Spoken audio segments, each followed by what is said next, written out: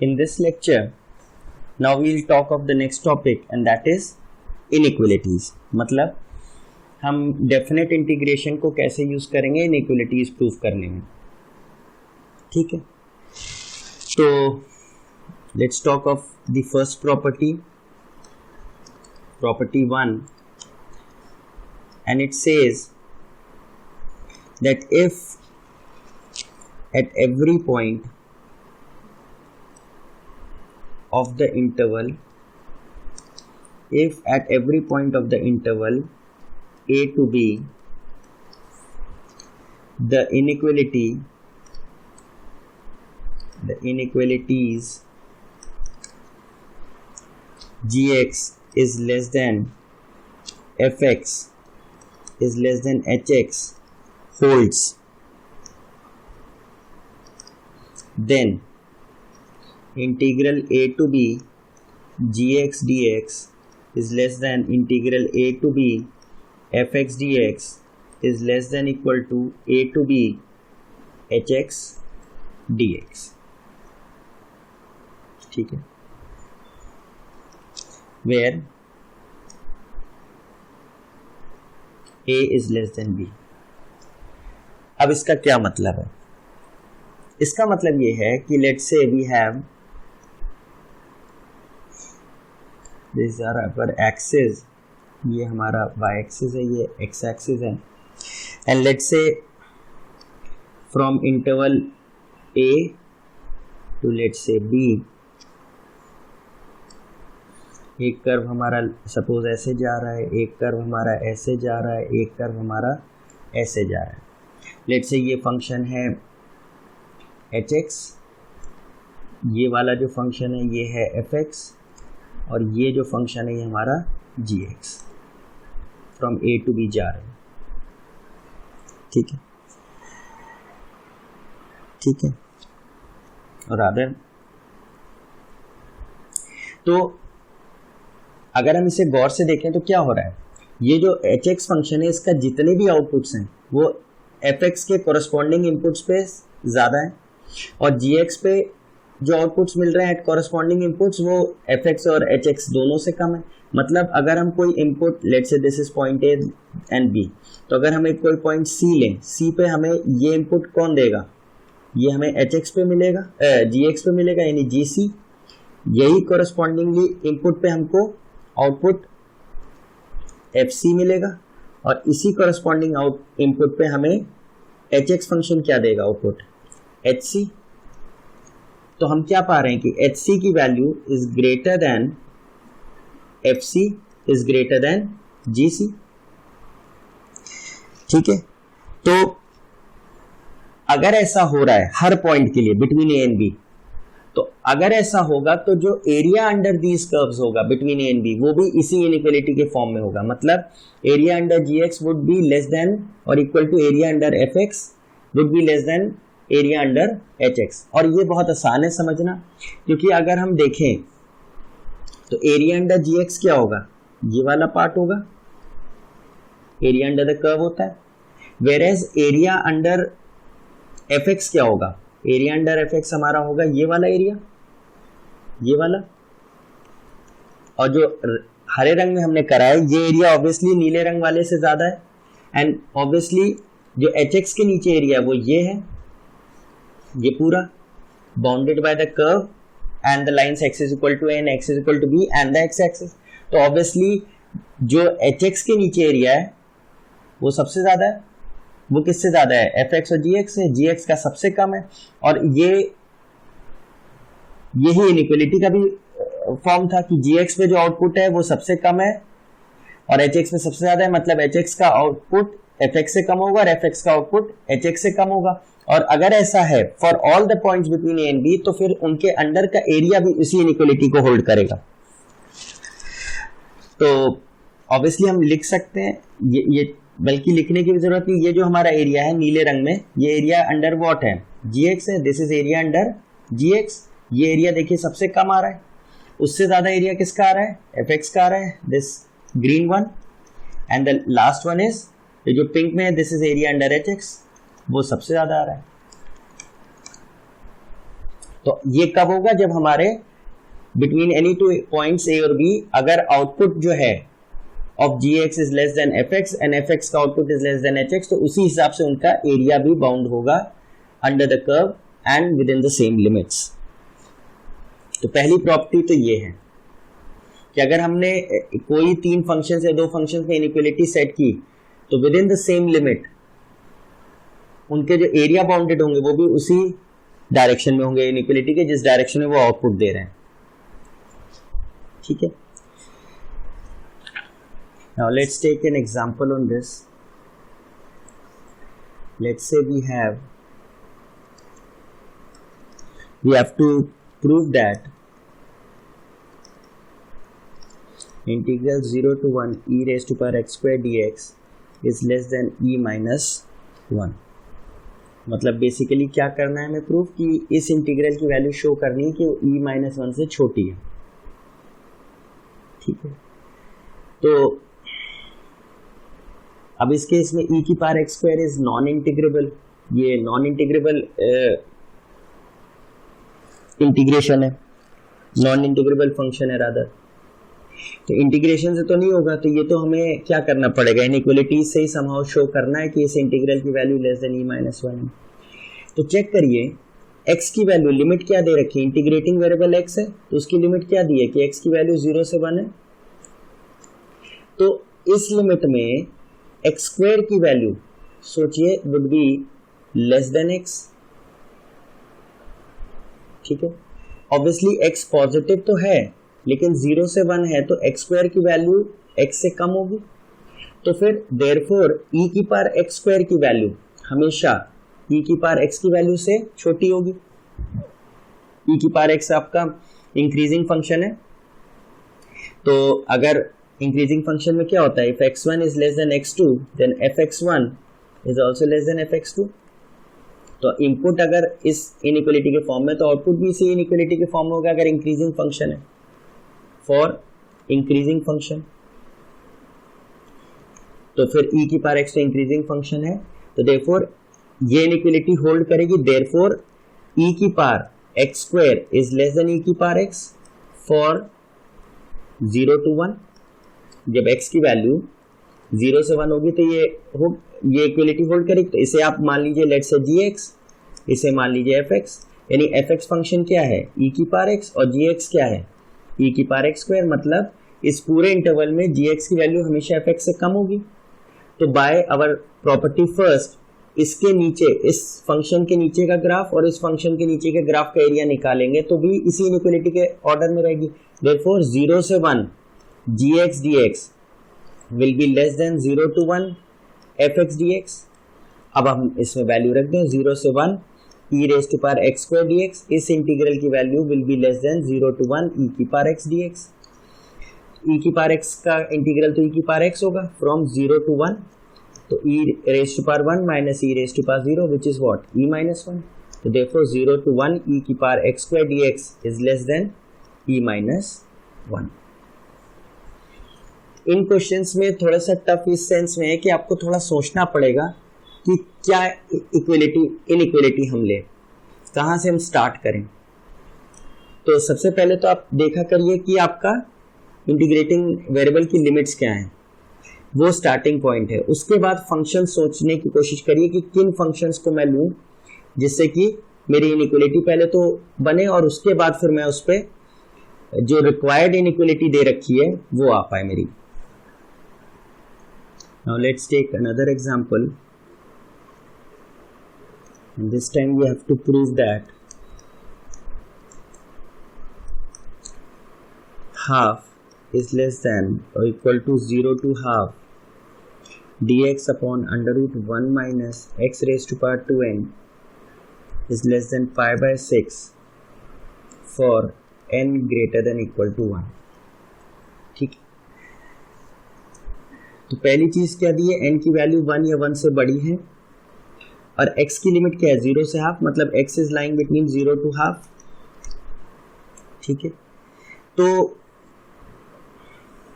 ठीक है, अब अगर हम ध्यान से देखें तो जो 1 minus x raise to power 2n है ये जो चीज है ये कहाँ डिफाइंड है? This value is defined when x lies between -1 and +1। अगर 1 माइनस एक्स स्क्वायर है तो ये कहाँ डिफाइन होगा? 1 minus x square has to be greater than equal to 0, तो x square minus 1 has to be less than equal to 0। x minus 1 into x plus 1 is less than equal to 0, मतलब -1 से +1 में x हो, क्योंकि अगर इसके बाहर x की वैल्यू है तो फिर ये डिफाइन ही नहीं होगा। ठीक है,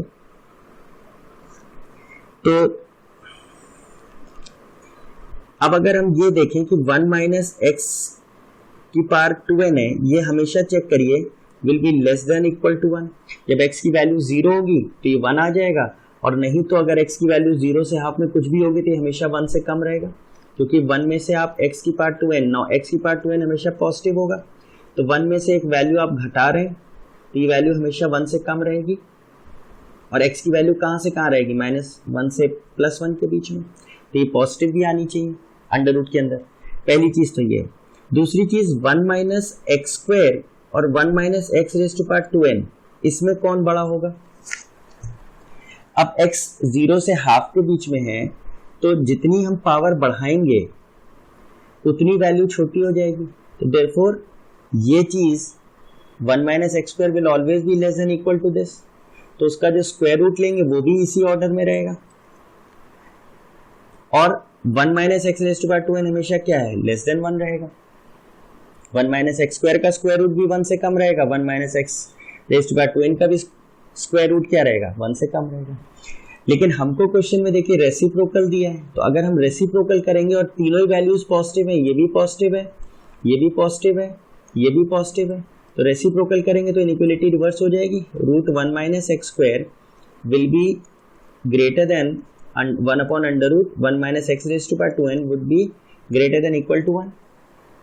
तो अगर हम इसको ऐसे लिख दें, 1 is less than under root 1 minus x raise to power 2n is less than 1 upon under root 1 minus x square, तो एक तरीके से सोचिए ये gx हो गया, ये fx हो गया, ये hx हो गया। तो gx इज लेस देन और equal to fx is less than equal to hx for all values of x lying between 0 to half. इस इंटरवल में ये पूरी इनइक्वालिटी होल्ड कर रही है, तो इसका मतलब क्या हुआ? तो फिर इसके इंटीग्रल का भी यही ऑर्डर रहेगा, 0 to half gx dx will be less than 0 to half fx dx will be less than equal to 0 to half hx dx। अब corresponding functions हम लिख दें, 1 upon 2 1 dx is less than equal to integral 0 to half dx root 1 minus x raised to power 2n is less than equal to 0 to half dx upon root 1 minus x square। तो 1 का integral तो x होगा, और when you put the limits तो half minus 0 क्या होगा? Half from 0 to half dx root 1 minus x raise to power 2n less than equal to, ये तो साइन इनवर्स x हो गया, sine inverse x from 0 to half, तो ये क्या हो जाएगा? Half is less than equal to 0 to half dx upon root 1 minus x raise to power 2n is less then sine inverse half क्या होगा? π/6, और साइन इनवर्स 0 0 होता है। तो देखिए हमारी लिमिट, हमारी इनइक्वालिटी जो हमें चाहिए थी वो आ गई। ये क्वेश्चंस थोड़े से डिफिकल्ट होंगे, जो कि कुछ बच्चे कहेंगे अब हम ये सोचेंगे कैसे कि कैसे हम कौन से फंक्शंस यूज करें, कैसे इनइक्वालिटी डेवलप करें। तो ये थोड़ा सा डिफिकल्ट है, ये आपको सही में सोचना पड़ेगा कि कैसे हम किस फंक्शन को क्या माने, किस तरीके से। डिफिकल्ट पार्ट है इनइक्वालिटी सेट करना। इनइक्वालिटी सेट अगर हो जाएगी इंटीग्रेशन करने में तो कोई प्रॉब्लम नहीं, बस मेन प्रॉब्लम का आएगी इनइक्वालिटी कैसे सेट करें, तो that will come with practice. ठीक है, let's take another question and we have to prove that 0 is less than integral 0 to 1 x raised to power 7 upon cube root of 1 plus x raised to power 8 dx is less than 1 by 8। तो सबसे पहले तो हम देखें कि x कहाँ है, फ्रॉम 0 to हाफ, 0 to 1, ठीक है, 0 to 1 है x, ठीक है। अब obviously x raise to power 7 भी पॉजिटिव होगा, 1 plus x raise to power 8 का क्यूब रूट भी क्या होगा, पॉजिटिव होगा, यानी x raise to power 7 upon 1 plus x raise to power 8 का क्यूब रूट, ये पूरी वैल्यू पॉजिटिव है। अब x raise to power 7 upon root of cube root of 1 plus x raise to power 8 obviously 0 से बड़ा है, और ये एक्स रेज टू पावर 7 से क्या होगा, छोटा होगा, ठीक है। 0 से 1 में इसकी value x raise to power 7 से छोटी होगी, ठीक है। तो अगर ये छोटी होगी for all values of x lying between 0 is less then x is less than 1, तो ये क्या होगा, अगर हम, ये हो गया हमारा एक तरीके से G X is less than F x is less than H X, ठीक है। तो इसी ऑर्डर में फिर इनके इंटीग्रल भी होंगे, डेफिनेट इंटीग्रल, मतलब एरिया अंडर दीज कर्व्स, तो 0 to 1 0 dx is less then x raised to power 7 upon cube root of 1 plus x raised to power 8 dx from 0 to 1 is less than 0 to 1 x raised to power 7 dx. तो 0 का integral तो 0 ही हो गया, and this is 0 to 1 x raised to power 7 upon 1 plus x raised to power 8 dx, and would be, ये क्या हो जाएगा, x raised to power 8 by 8 from 0 to 1, this is 0। तो जब हम लिमिट रखेंगे तो क्या आ जाएगा, 0 is less than 0 to 1 x raised to power 7 upon 1 plus x raised to power 8 dx, and 1 रखने पे 1 by 8 आएगा और 0 रखने पे 0, तो therefore ये हमारा इनइक्वालिटी प्रूव हो गया। As I have already said कि इनमें थोड़ी सी प्रॉब्लम आएगी ये सोचने में कि हम इनइक्वालिटी कैसे बनाएं, किस फंक्शन को दिखाएं, किससे कम है किससे ज़्यादा है, तो that will come with a little bit of practice. ये कोई आपको सिखा नहीं पाएगा कोई भी कि कैसे इनको करना है। Now we discuss the second property, और सेकेंड प्रॉपर्टी क्या है, property 2।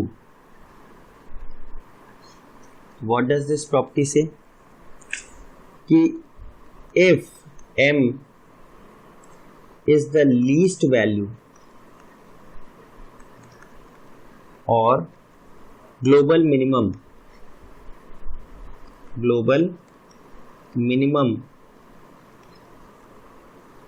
and capital M is the greatest value or global maximum of the function fx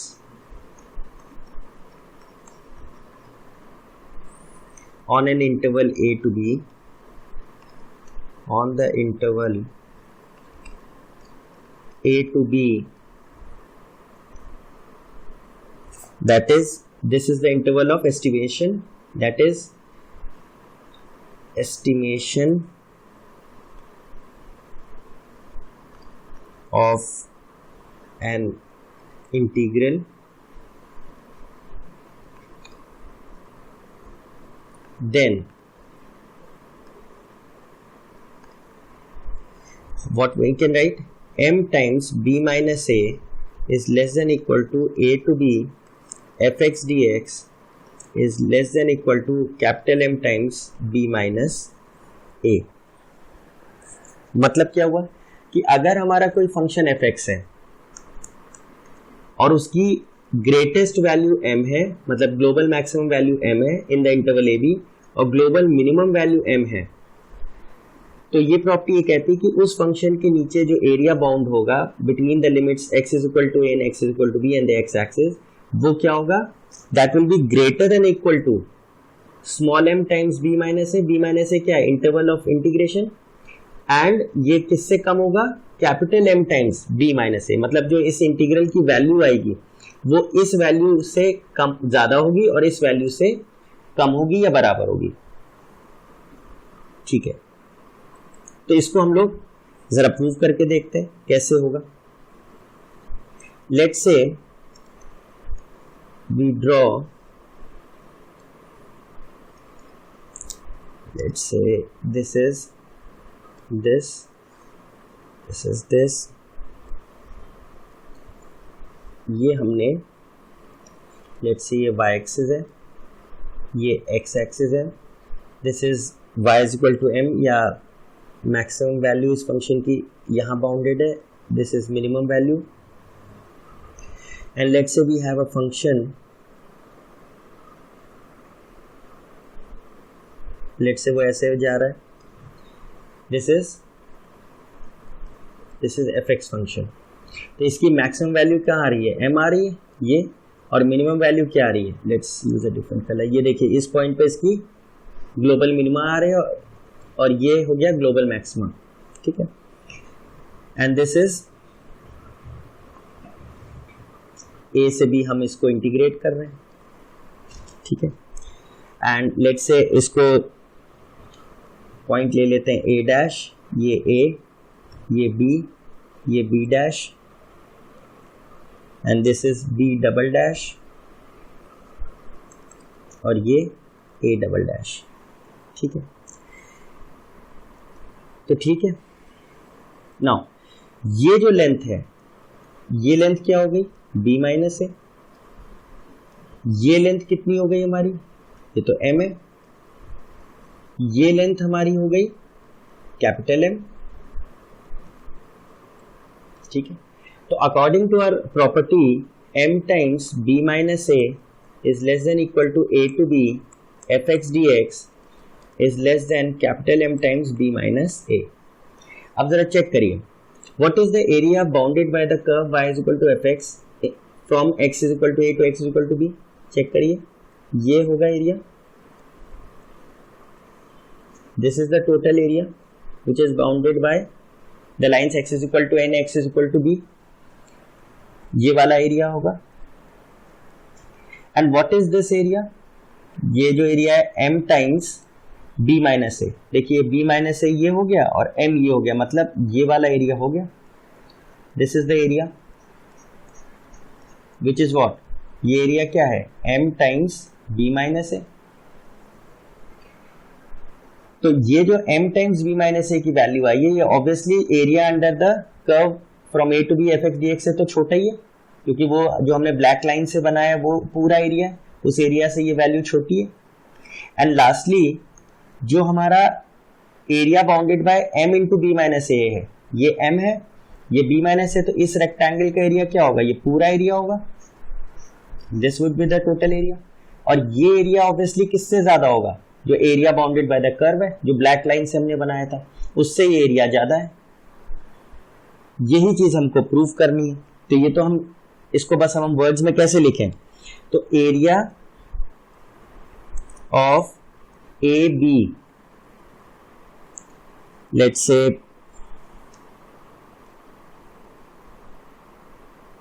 ठीक है, तो एरिया इसको हम लोग बल्कि क्या लिख सकते हैं, area of A B B dash A dash is less than और equal to area from A to B F x D X,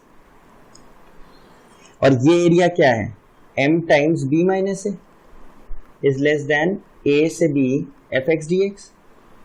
similarly area of a b b double dash a double dash is greater than the area bounded by the curve y is equal to fx from a to b, और ये area क्या है m times b minus ए, क्योंकि ये जो हमने ये वाला टोटल बनाया है area, this is area bounded by this rectangle m times b minus A, height हो गई या लेंथ मान लीजिए b और ब्रेथ है b minus a, this is greater than equal to a to b F x D x.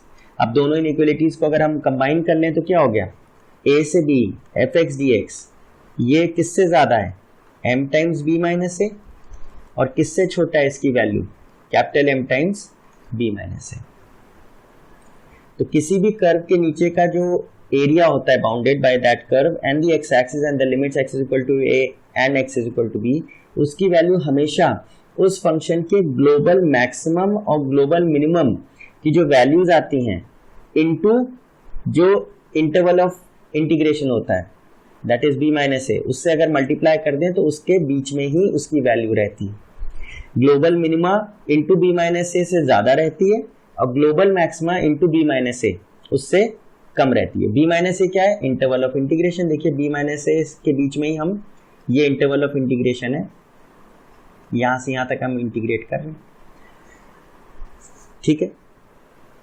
कहने का मतलब ये है कि अगर हमें कोई इंटीग्रल की वैल्यू निकालनी है from a to b F x D x और उस फंक्शन का हमको ग्लोबल मैक्सिमा या ग्लोबल मिनिमा पता है तो हम ये प्रिडिक्ट जरूर कर सकते हैं कि उस इंटीग्रल की वैल्यू कहाँ से कहाँ रहेगी। फॉर एग्जांपल अगर हमको निकालना है लेट्स से 1 से 3 F x D x, function को दे रखा है, इस फंक्शन का हम अगर ग्लोबल मैक्सिमम और ग्लोबल मिनिमा निकाल लें, लेट्स से इसके ग्लोबल मैक्सिमम वैल्यू 10 है और ग्लोबल मिनिमम वैल्यू 2 है, तो हम ये जरूर बता देंगे कि इस इंटीग्रल की वैल्यू कहाँ से कहाँ के रहेगी।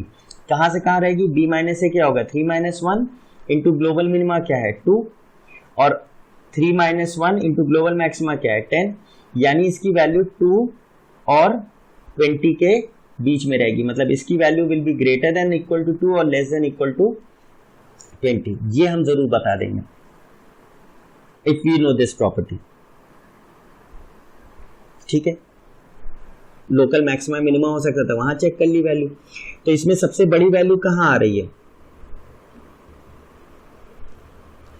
सबसे बड़ी वैल्यू कहां पे आएगी? चेक कर लीजिए। 5/9 क्या होगा? 9.0, 9 5 45, 5.0.56, ये 0.6 है, ये 0.5 है। तो ग्लोबल मैक्सिमम वैल्यू क्या आ गई? 3/5 और ग्लोबल मिनिमम वैल्यू क्या आ गई? हाफ। तो हमें इस इंटीग्रेशन को निकालने की जरूरत नहीं, हम ये बता देंगे कि 0 से 2 5 minus X upon 9 minus x square D X की वैल्यू कहाँ से कहाँ रहेगी?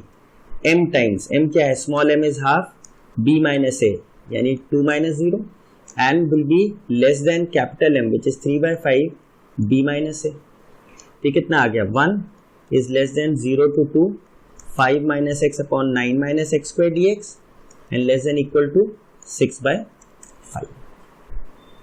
तो यही हमें प्रूव करना था,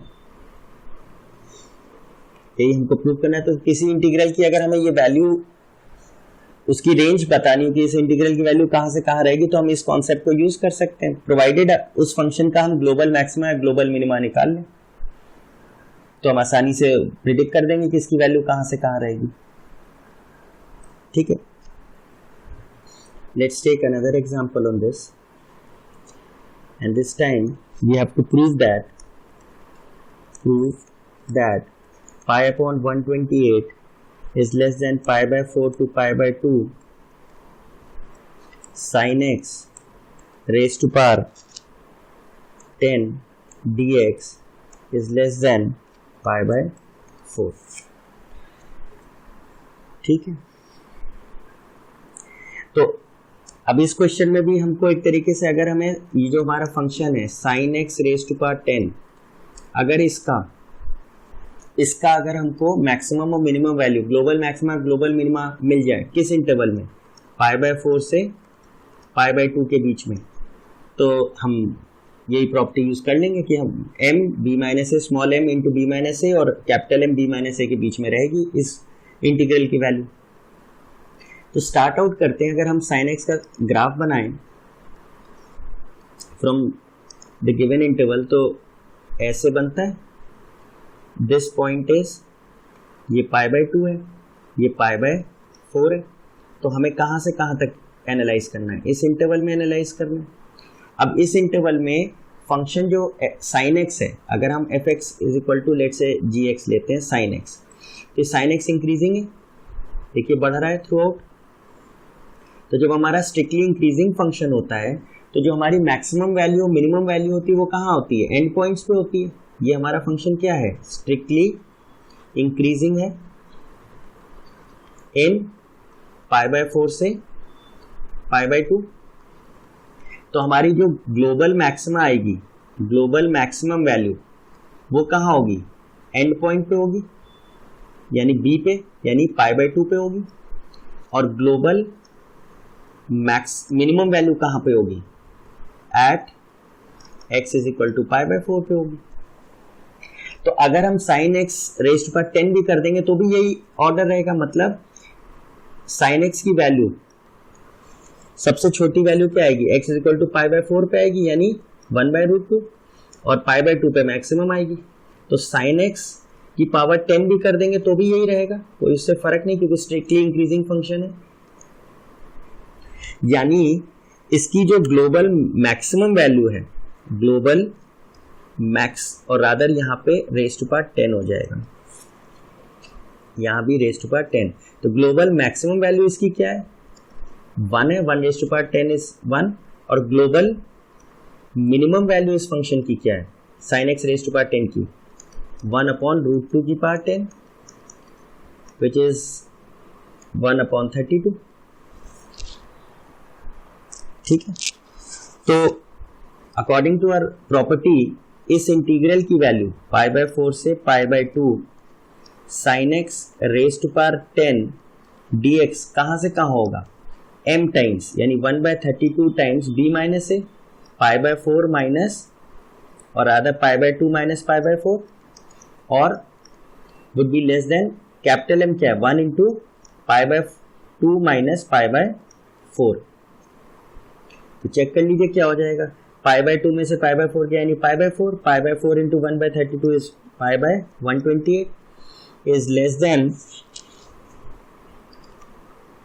ठीक है, ये हटा दिया, ठीक है, इज लेस देन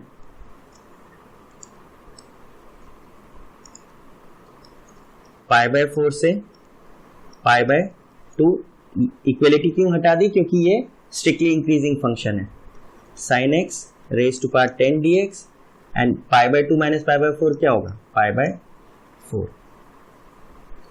तो ये जो हमें प्रूव करना था वो हमने इस प्रॉपर्टी से बेसिकली प्रूव कर दिया। क्या प्रॉपर्टी लगाई हमने कि m times b minus a is less than a to b fx dx is less than capital M b minus a।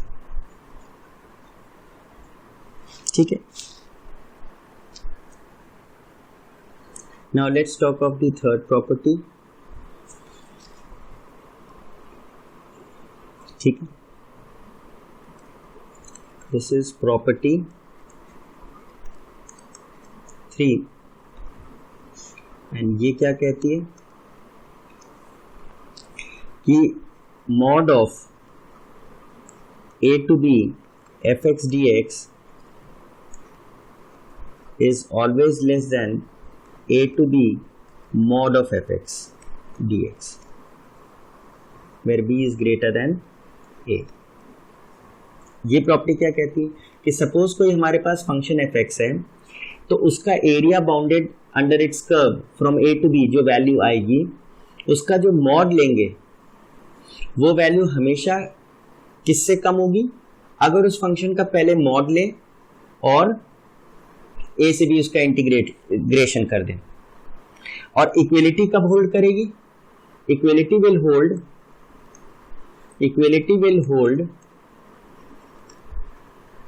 if the function fx is either entirely above x-axis or entirely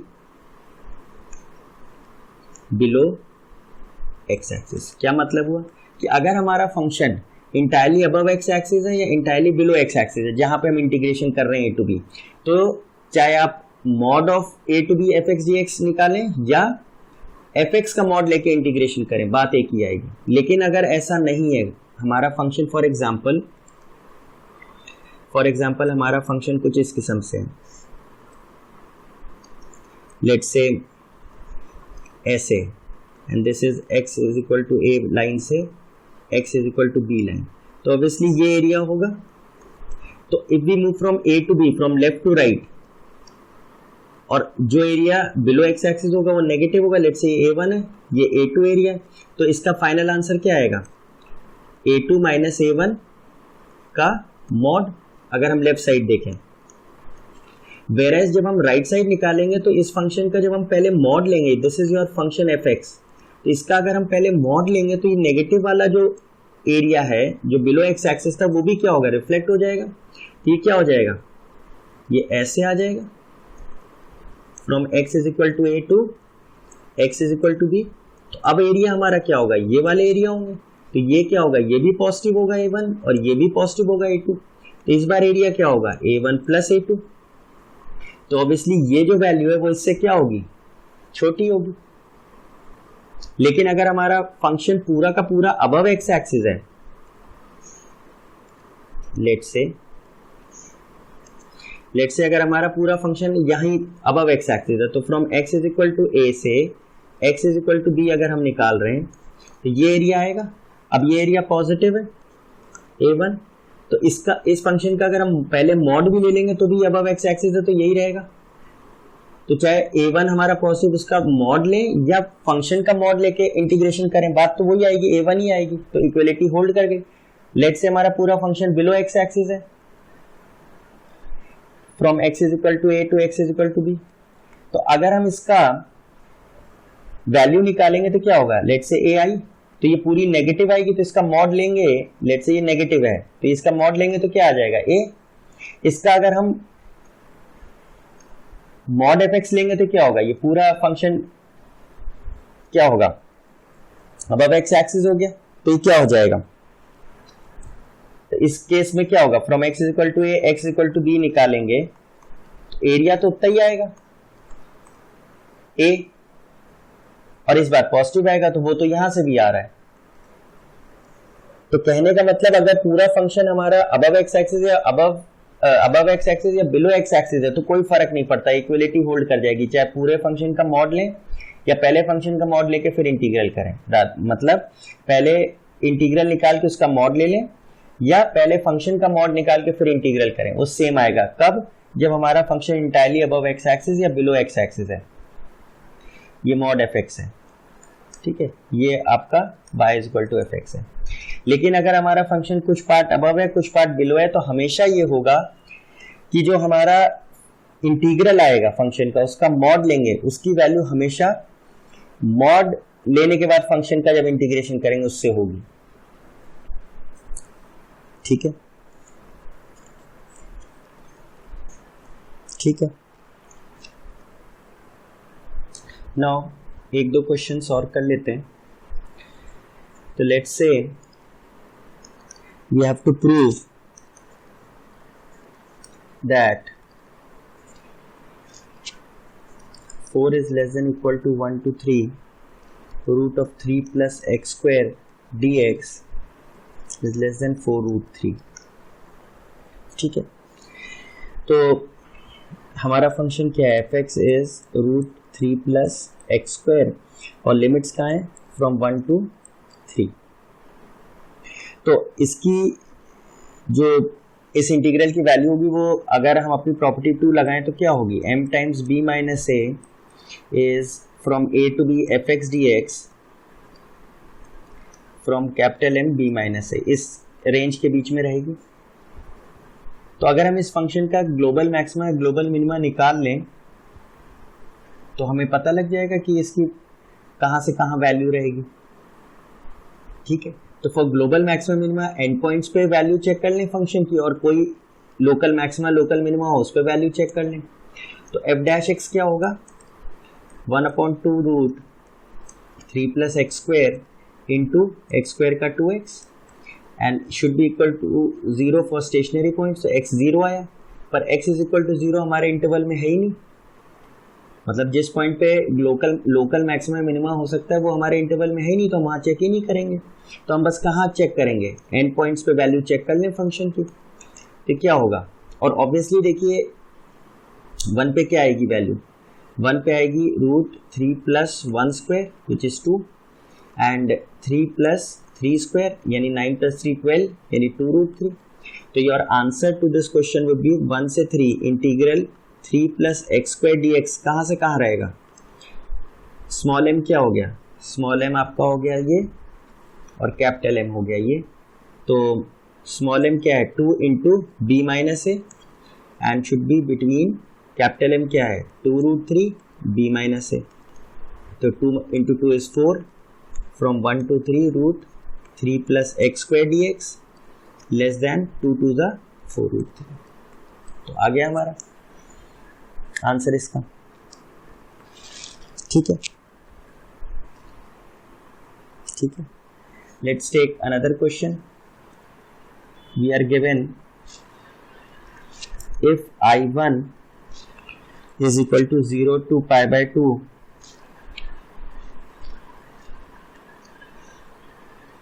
or 0 to 1, 0 to 1 2 raised to power x square dx, I2 is equal to 0 to 1 2 raised to power x cube dx, I3 is equal to 0 to 1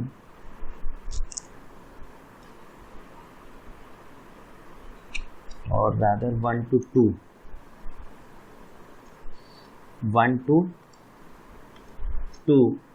2 raised to power x square dx, and I4 is equal to 1 to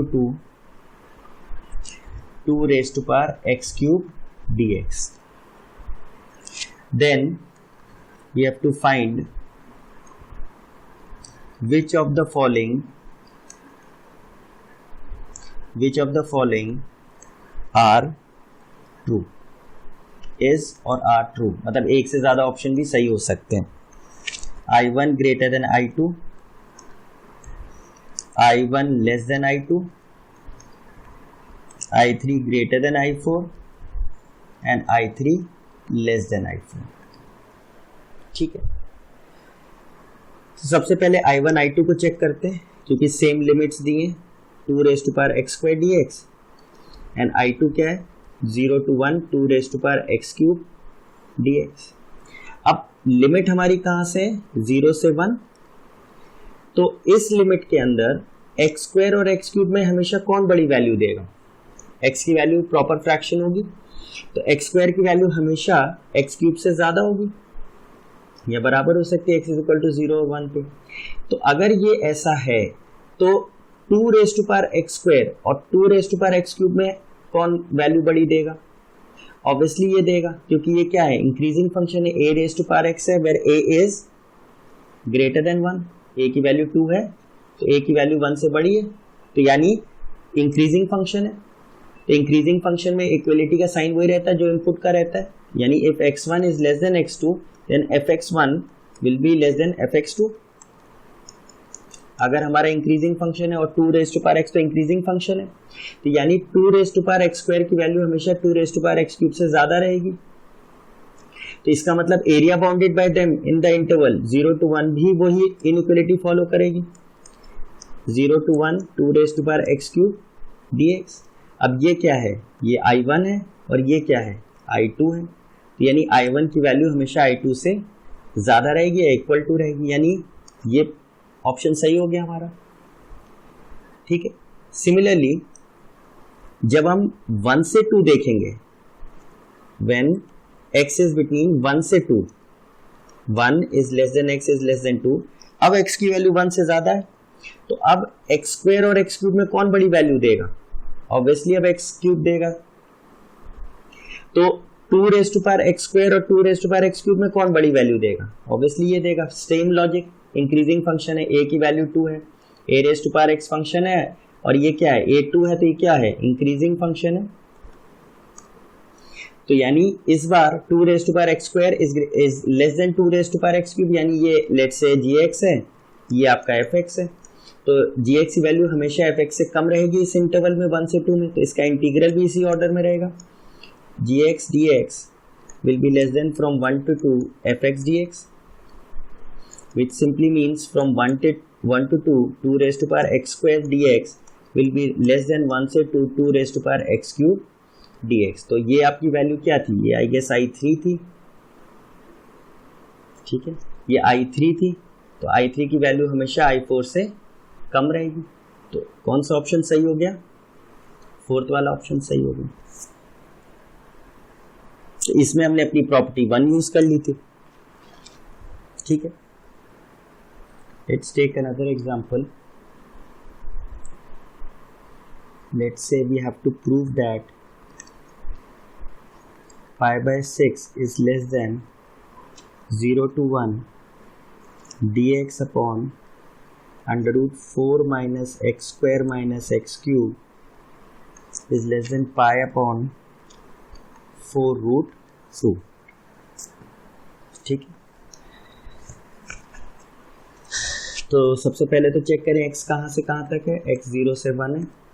ठीक, तो अगर हम start out करें तो इस interval में देख x square x cube दिख रहा है, तो एक्स स्क्वायर जो होगा और एक्स क्यूब होगा उसमें कौन बड़ी वैल्यू देगा, एक्स स्क्वायर बड़ी वैल्यू देगा, क्योंकि 0 से 1 में प्रॉपर फ्रैक्शन होगा तो जितनी पावर बढ़ाएंगे उतनी छोटी वैल्यू होती जाएगी.